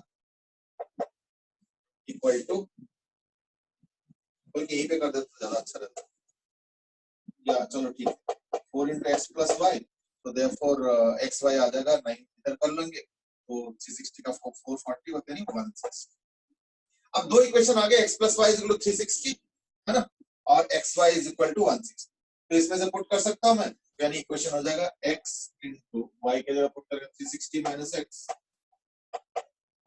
है ना इज इक्वल टू 160, यानी X square minus 360x plus 160 is equal to 0। बाकी सॉल्व करना पड़ेगा। तो इससे क्या ना एक साथ दोनों आ जाएगा, इससे क्या होगा एक साथ दोनों के वैल्यूज आ जाएंगे, मुझे अलग से कोई एफर्ट करने की जरूरत नहीं है, इकट्ठे दोनों के वैल्यूज आ जाएंगे। ठीक है। अच्छा एक लास्ट क्वेश्चन इसमें पूछना है एंड दैट इज, देखना वैसे है थ्योरेटिकल लेकिन इस पे भी न्यूमेरिकल बन सकता है। मैं न्यूमेरिकल नहीं बना रहा हूं, मैं बस कांसेप्ट को डिस्कस कर देता हूं and that is we should try balancing near the midpoint। ऐसे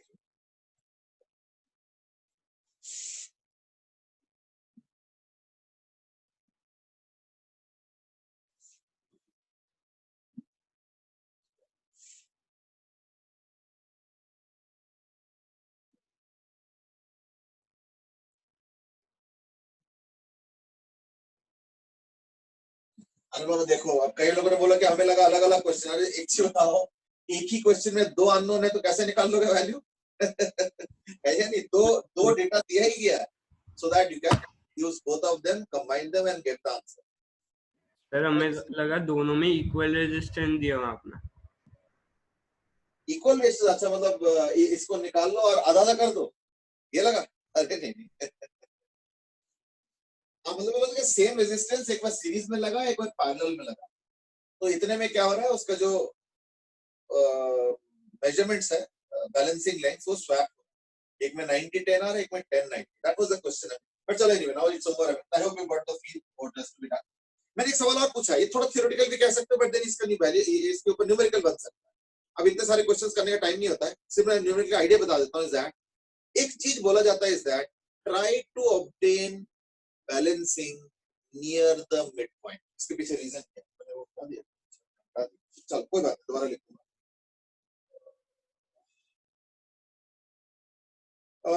एक आंसर है कि जिस तरफ जाना होगा वो दोनों हिसाब से सेम आएगा। एक्चुअली मैं ये क्लियर नहीं हो पा रहा है Satyam, maybe you can retry. What I am saying is that हम लोगों का एफर्ट रहता है कि बैलेंसिंग मिडिल के आसपास, ठीक है ना, उससे एक्यूरेसी बढ़ता है। उसके रीजन क्या है?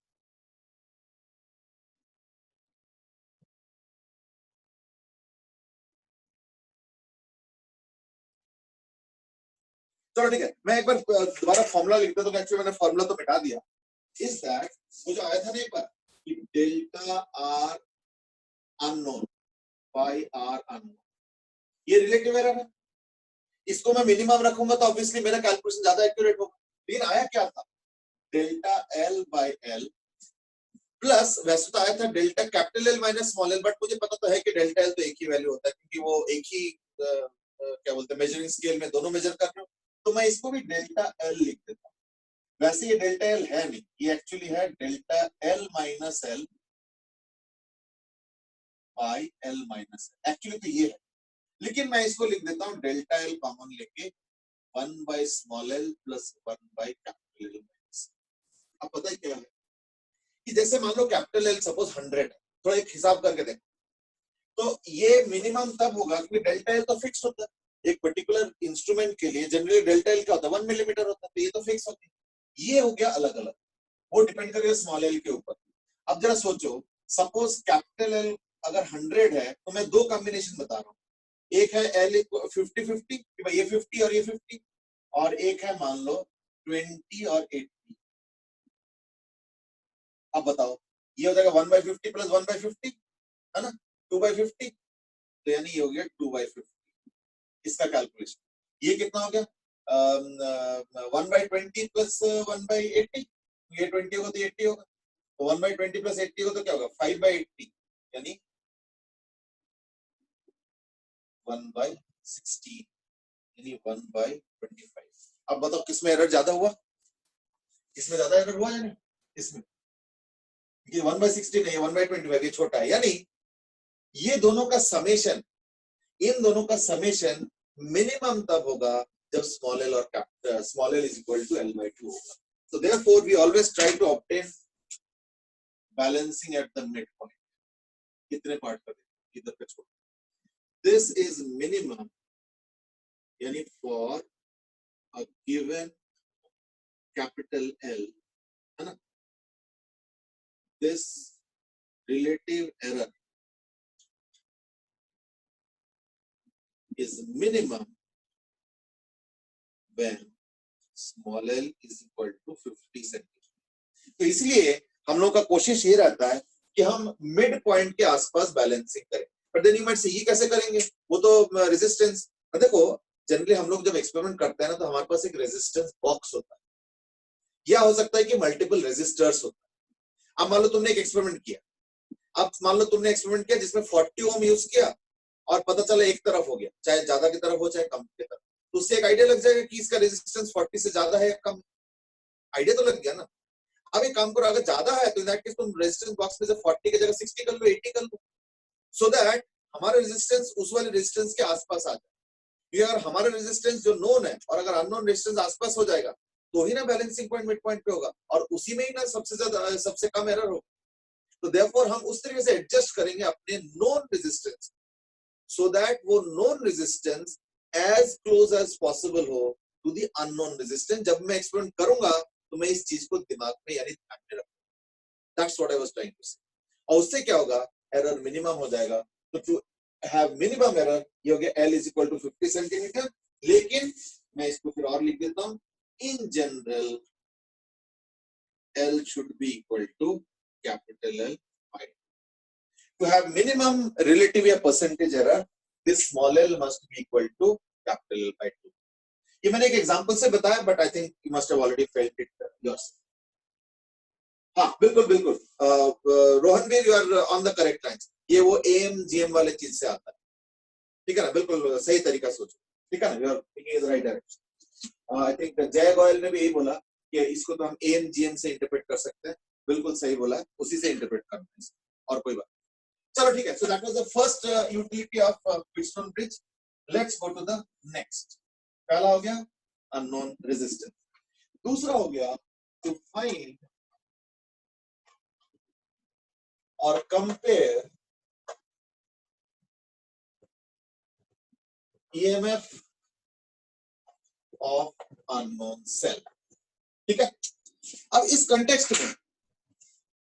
कंटेक्स्ट में मैं एक और डिस्कशन करना चाहता हूं, and that is EMF versus potential difference. ठीक है. फिर हम उसको व्हीटस्टोन ब्रिज से भी जोड़ेंगे, एग्जैक्टली क्या डिफरेंस है. ना एक चीज बताओ,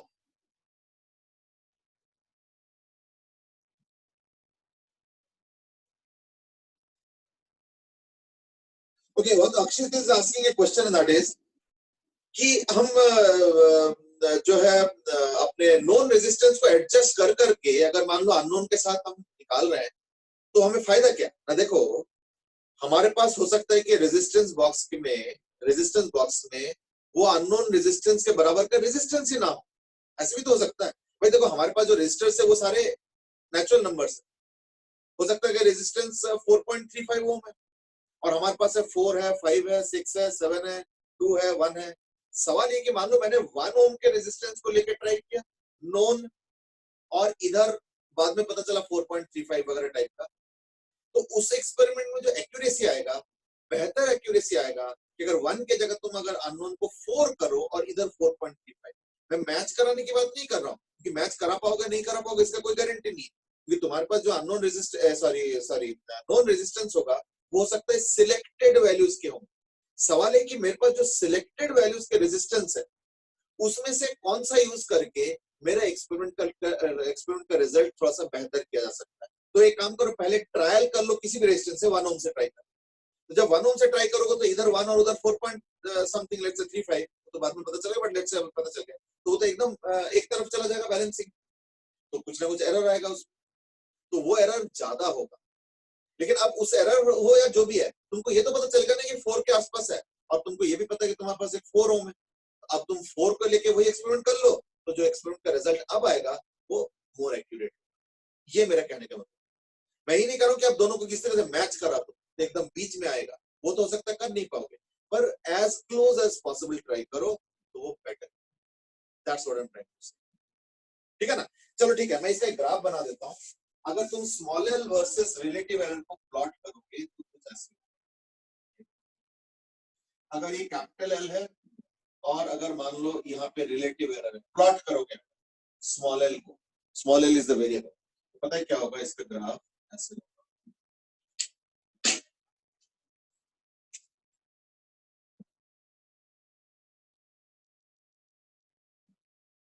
इस टाइप,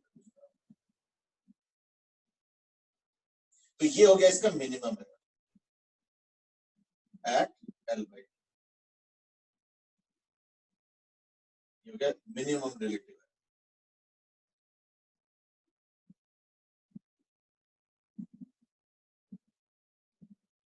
ये इसका graph. I hope now that's okay.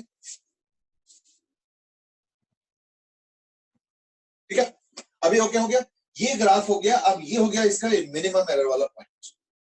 Fine, और कोई क्वेश्चन है? आप समझ जाएगा ना अक्षित कि मैं जबरदस्ती नहीं करने के लिए कह रहा हूं। See what you are asking is कि मैं मैच कैसे करूं, तो मैच नहीं कर रहा हूं, एज क्लोज एज करो। तो अगर इस पॉइंट पे करोगे तो ज्यादा अच्छा रहेगा, एरर सबसे कम। अब मान लो तुम इसके आसपास इधर या इधर जाते हो तो ठीक है, फिर भी मिनिमम के आसपास ही। कम से कम एकदम एक तरफा मेजरमेंट मत करो, क्योंकि एक तरफा मेजरमेंट करोगे तो देखो काफी ज्यादा एरर हो गया। और जितना करीब आ जाओगे एकदम एक तरफ के तरफ, तो क्या होगा, एरर, रिलेटिव एरर इनफाइनाइट हो जाएगा। क्यों? क्योंकि स्मॉल एल का वैल्यू अगर बहुत लेस रखोगे तो 1 बाय स्मॉल एल तो ह्यूज हो जाएगा। दैट्स व्हाट द कैलकुलेशन, ये होगा इसका नेट हिसाब। चलो ठीक है, अब मैं एक सवाल पूछना चाहूंगा यहाँ पे, दैट इज ईएमएफ और पोटेंशियल डिफरेंस। ईएमएफ और पोटेंशियल डिफरेंस में थोड़ा अंतर है, थोड़ा समझ लो। ईएमएफ और पोटेंशियल डिफरेंस में थोड़ा अंतर है। कैसे अंतर है? EMF is the actual strength of the cell in terms of its ability to drive current. दोबारा सुनो, EMF is the actual strength of the cell in terms of its ability to drive current. लेकिन एक चीज रुको, अभी थोड़ा ध्यान से सुनना। एबिलिटी और डिलीवरी, इसमें हमेशा फर्क होता है। इवन क्लास में भी फर्क होता है कि एबिलिटी ये होता है और टेस्ट में ये नंबर आता है। सबके साथ होता है या नहीं? तो यानी मेरा एबिलिटी यहाँ पे है लेकिन मेरा नंबर यहाँ पे आता है।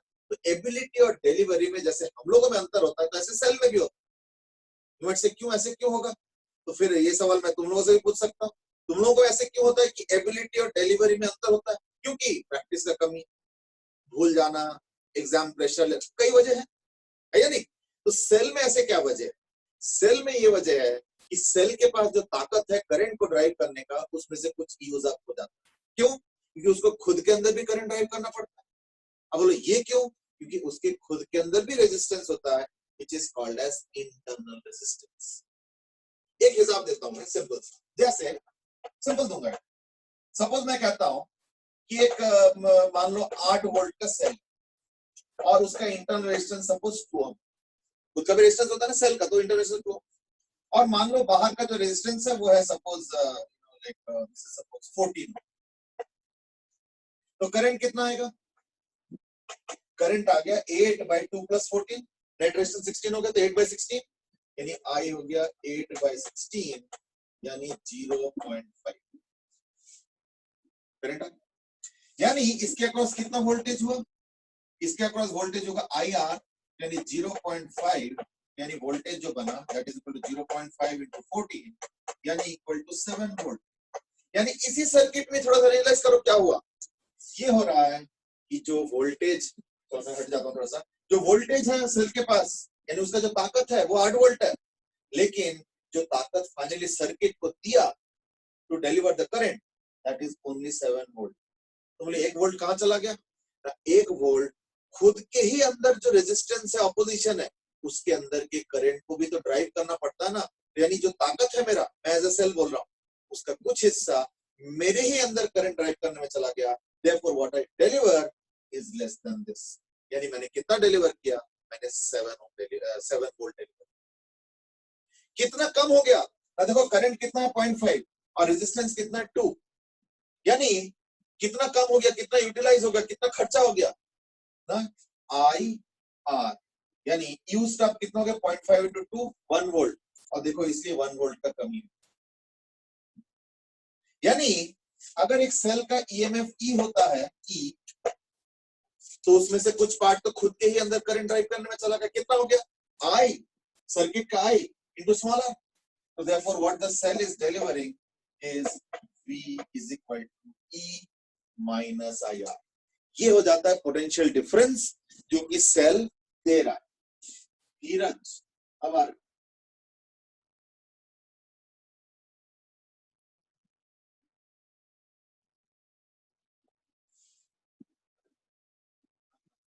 चलो ठीक है, तो लाइक इसमें क्या हुआ फिर ना, जो डिलीवर किया वो उसके ताकत से कम। Now there is a certain consequence of this, let me explain। Suppose मैं इसी को एक सर्किट के कंटेक्स्ट में दे रहा हूं,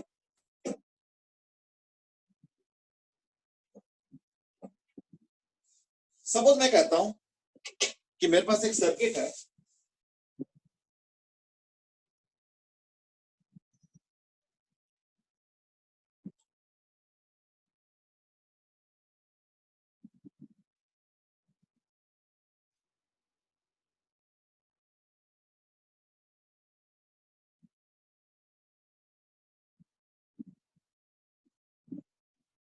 question is find out the potential difference of the 12 volt circuit, 12 volt battery, and find out the potential difference of the 4 volt battery। ठीक है, हाँ अब बताओ जरा। ये सेल है 12 वोल्ट का, इसका 1 ओम का इंटरनल रेजिस्टेंस है, इसका 5 ओम है, इसके 8 ओम है, ये एक और सेल है जो कि 4 वोल्ट और 2 ओम का रेजिस्टेंस। तो हमें बताना है कि इन दोनों सेल का पोटेंशियल डिफरेंस क्या होगा। जल्दी आंसर करो।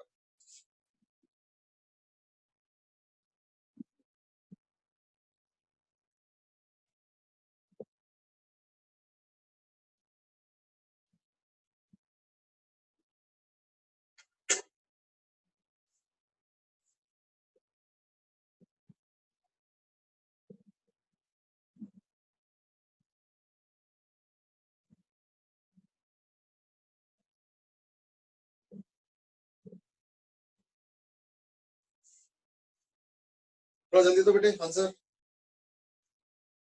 फास्ट। ये तो ओरली हो जाता है, इसलिए मैंने जानबूझ के वैल्यूज ऐसे दिया कि ओरली हो जाए। ये देखो ना, मैंने दिया 8 5 13 14 15 16, तो कैलकुलेशन आसान है।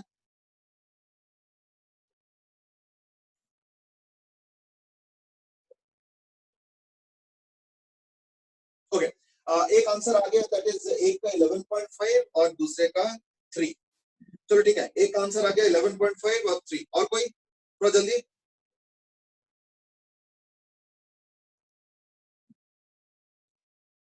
श्रेया सेठ की एंड करेक्शन बता दो please, at that time there was a network issue. Okay the answer is 11.5 और 3 11.5 3 सबका ये आंसर आ रहा है। ओके चलो ठीक है। Shreya what I do is that and correction वाला पार्ट तो ओवर हो गया, तो एक बार एक काम करना, मैं रिकॉर्डिंग आज अपलोड कर दूंगा, तो उसी में एक बार देख लेना, ठीक है ना, क्योंकि मैं दोबारा डिस्कस करना तो थोड़ा पीछे चला गया, ठीक है ना।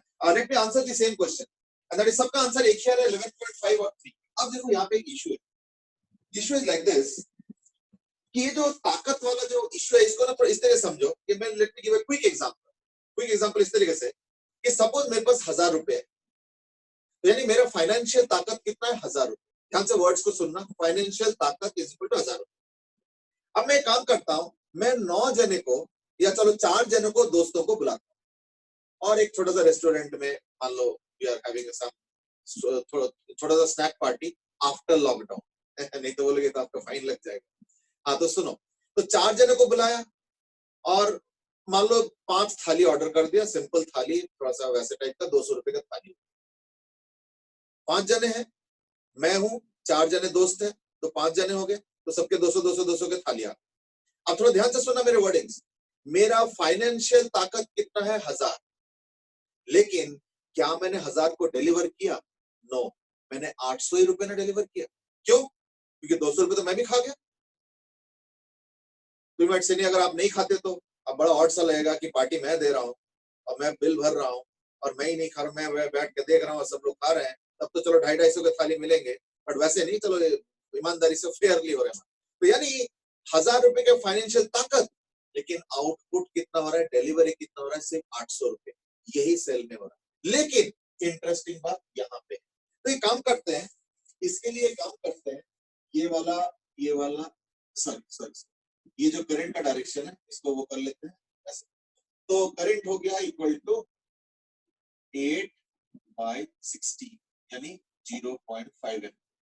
तो इसीलिए इसका दिया है कि V12 volt is equal to 12 minus 1 into 0.5, ये दिया है कहीं, और इसका दे दिया 4 माइनस 2 इंटू 0.5 उन्हें दिया।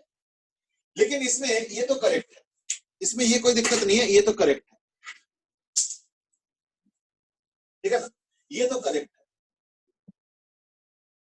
ये ओके, पर ये गलत हो गया, ये गलती है। अब बोलो इसमें क्या गलती है, तो उसके लिए काम करता हूं, मुझे थोड़ा सा ना किरचॉफ लॉ का हेल्प लेना पड़ेगा। तो जरा ध्यान से देखो, क्या ये एक सेल है, मान लो EMF E international small r, और ये I करंट है, ये पॉइंट A है, ये पॉइंट B है, और मान लो एक और सेल है,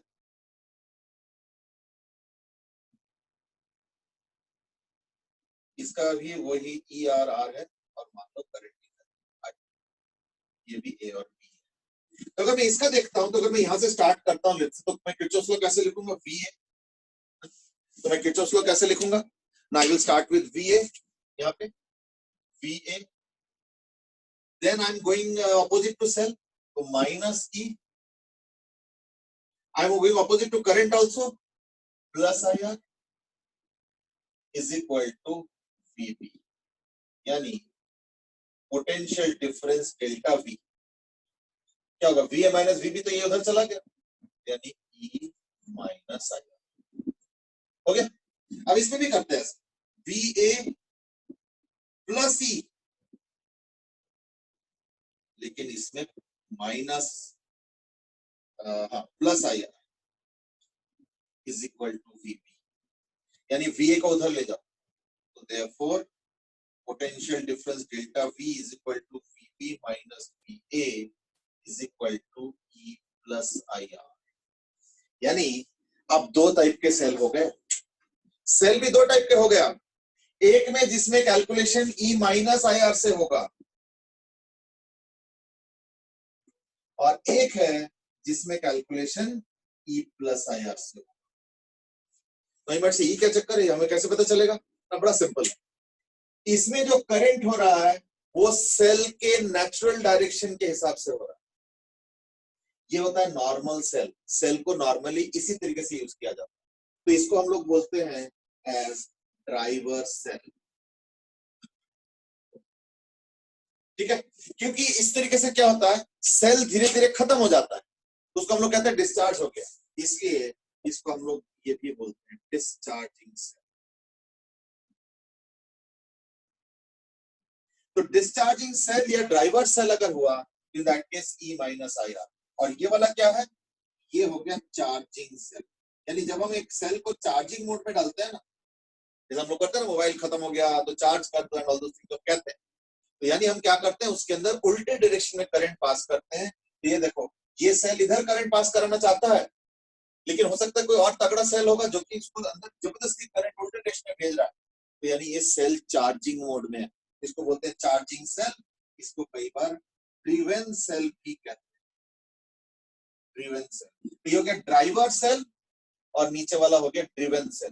तो ड्राइवर सेल में E minus IR, driven cell में E प्लस IR, इसलिए इसका जो करेक्ट आंसर होगा वो होगा 4 प्लस 0.5 इंटू 2 यानी 5 वोल्ट। तो ये इसका जो है फाइनली करेक्ट आंसर होगा, ठीक है। चलो आई थिंक आज इतना ही टाइम मिलेगा, तो एक का आंसर तो सही था, इसका तो कोई दिक्कत नहीं है, इसका तो आंसर आ गया 11.5 वोल्ट, कोई दिक्कत नहीं है, लेकिन इसका आएगा 5, यानी इसका प्लस करके आएगा। तो that is the difference between EMF and potential difference. ठीक है ना? तो क्या हुआ फिर ना, एक समरी अगर हम करें, अभी इसका व्हीटस्टोन इसका अननोन सेल में क्या यूज किया जाता है तो उसका मैं बाद में बताऊंगा, अगले क्लास कल बताऊंगा। पर अभी फिलहाल ये हुआ नेट रिजल्ट कि एक सेल जो है दो टाइप का हो सकता है, या दो टाइप के उसके ऑपरेशन हो सकता है या यूज हो सकता है। अगर वो करंट को ड्राइव कर रहा है तो ड्राइवर सेल है, तब तो E माइनस आई है। और अगर उसके अंदर जबरदस्ती उल्टे डायरेक्शन में करंट भेज रहे हो तो यानी वो चार्जिंग मोड में है, यानी वो ड्रिवेन सेल हो गया, तो E प्लस आई है। अकॉर्डिंगली इसका आंसर हो गया 11.5 परफेक्ट, लेकिन इसका आंसर 5 वोल्ट आएगा, ना कि कईयों ने शायद 3 वोल्ट दिया है तो वो नहीं। चलो कोई बात नहीं, डजंट मैटर। अच्छा एक एक क्यूरियोसिटी क्वेश्चन है सत्यम से, एंड दैट इज वो हिटलर के ऊपर किसी ने कुछ कमेंट किया था दिव्यम, तो उन्होंने क्या कमेंट किया तो थोड़ा सा पढ़ लेना अगर चाहो तो। वैसे दिव्यम वाज सेइंग कि Hitler was actually to some extent, मतलब कह सकते हो कि ज्यूज ने उनको परेशान किया था इसलिए उन्होंने बदला लिया है, दैट काइंड ऑफ। तो दीस आर नॉट जस्टिफाइड, इसलिए let's not prolong the discussion. मैं तो इतना ही कहना चाह रहा था is that his power of observation was phenomenal. मतलब वो कहा जाता है कि मिलिट्री कमांड में पता नहीं कितना, शायद 15 या 20 लेवल तक वो कम से कम 700-800 लोगों के नाम के साथ, डेजिग्नेशन के साथ सब कुछ जानते होता है ना। मिलिट्री कमांड में एक पिरामिड स्ट्रक्चर होता है कि ये कमांडर, फिर उसके अंदर 10 कमांडर, फिर एक एक कमांडर के अंदर 10 ये है, तो 700-800 लोगों के डिटेल्स वो जानते थे, बिल्कुल पूरा डिटेल, और बाय नेम बताते थे एंड ऑल दो things. But those were his qualities. Anyway, nothing to learn much as far as other things are concerned, but yes, if somebody had a good quality, then you can at least know the quality, not the person. Person is just चलो ठीक है। मेरी एक चीज पूछनी थी, हाँ जल्दी बताओ। जैसे ड्राइवर सेल है इसमें करंट पॉजिटिव से नेगेटिव जाना चाहिए ना? समझे नहीं? ड्राइवर सेल मतलब हो गया करंट नेगेटिव से पॉजिटिव जाता है। देखो सेल का तो काम ही यही है। सेल का काम क्या होता है? हायर पोटेंशियल से लोअर पोटेंशियल करंट को भगाना बाहर सर्किट में, और अपने अंदर लोअर से हायर करना, तभी तो चार्ज फ्लो करेगा, अदरवाइज कैसे चार्ज फ्लो करेगा? देखो सेल का काम क्या है कि लोअर पोटेंशियल से चार्ज को उठा के हायर पोटेंशियल कर देता है और छोड़ देता है। तो क्या होता है, वो सर्किट से घूम के अपने पास फिर उधर ही आ जाता है लोअर पोटेंशियल, फिर उस लोअर को उठा के हायर करता है। तो सेल, अच्छा now you might see cell के पास कहां ताकत आता है? सेल के पास केमिकल्स है ना, तो केमिकल एनर्जी को, इसको हम लोग कहते हैं केमिकल पोटेंशियल एनर्जी। तो केमिकल पोटेंशियल एनर्जी को यूज करके लोअर पोटेंशियल वाले चार्ज को उठा के हायर पोटेंशियल करके छोड़ देता है। वो सर्किट से घूम के फिर वापस आता है, लोअर पे आ जाता है, फिर उस लोअर को हायर करता है। तो ये हो गया। जनरली उसका एक ग्रेविटेशनल एनालॉग दिया जाता है, वो इस तरीके का होता है कि सेल क्या करता है, एक स्टेयर केस है, और क्या करता है, जैसे मान लो कुछ ऐसे टाइप का एक फोन लगा लो, है ना, पाइप टाइप का। तो सेल क्या करता है, बॉल को यहाँ से लेता है और यहाँ पे छोड़ देता है, तो वो बॉल खुद से आ जाता है यहाँ से, ऐसे करके फिर यहाँ आ जाता है। फिर सेल क्या करता है ऐसे, यानी अगर एक सवाल पूछूंगा कि बॉल कहाँ से कहाँ जाता है, तो हम बोलते हैं हायर पोटेंशियल से लोअर पोटेंशियल। ये तो आंसर सही है, लेकिन सेल क्या करता है, सेल उस बॉल को लोअर से हायर ले जाता है और फिर छोड़ देता है so that it can move. यानी ये सेल हो गया और ये हो गया सर्किट, फिर ये सेल, फिर ये सर्किट। वही चार्ज याद रखना घूम घूम फिर रहा है, कोई नया चार्ज नहीं आ जाता कि चलो चार्ज भगा दिया फिर दूसरा आ गया, नहीं, वही चार्ज घूम के आ रहा है। तो सेल क्या कर रहा है, सेल बस उस चार्ज को यहाँ से यहाँ कर, फिर वो चार्ज खुद से मूव कर, फिर सेल को उठा देता, फिर मूव कर। ये है काम सेल, ठीक है ना। तो देयरफॉर अगर मान लो पूछोगे कि वेयर डज चार्ज फ्लो, तो answer is in natural process charge flows from higher to lower potential, लेकिन सेल के अंदर लोअर से हायर पोटेंशियल जाता है। इसको ये नहीं कि नेचुरल है, सेल अपना ताकत इस्तेमाल करता है, केमिकल ताकत, केमिकल पोटेंशियल की, उसको यूज करके उसको हायर पोटेंशियल में डिलीवर करता है, फिर छोड़ देता है। फिर सेल जो चार्ज है वो नेचुरली जाता है, कैसे, हायर से लोअर, फिर सेल उठाता है। So that's the cumulative process. So ठीक है, I hope that has answered your query. We'll carry on the next class tomorrow. In which we'll be discussing a little bit more about this and also the service. Thank you, sir. Okay, Thank you, sir. Nice, sir. Thank you, sir. Okay. Thank you, sir. Bye. Thank you, sir. Okay, bye.